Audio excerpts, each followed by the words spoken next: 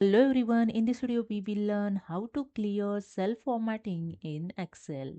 So let's start this in my Excel, and here you can see I have a data. So these data have a different formattings, colors and font style. So this formatting I'm going to remove, going to clear.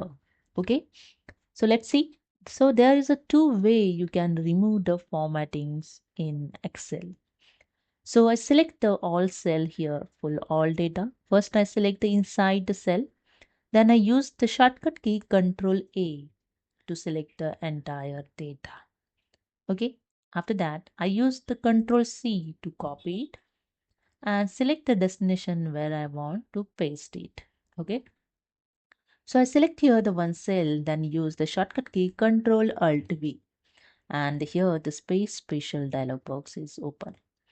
Then in here in paste, I select here the values option, then click on OK, and that's it. You see here the formatting is removed. Okay, formatting is clear. And the second way, the same as click on the cell inside this data and use the Control A to select the full data. Okay, then go to the Home tab in Editing Group, have a clear option. Just click on this drop down arrow and select the clear formats. That's it. Your formatting is removed. That. So hope you understood. If you like this video, please subscribe my channel. Thank you so much.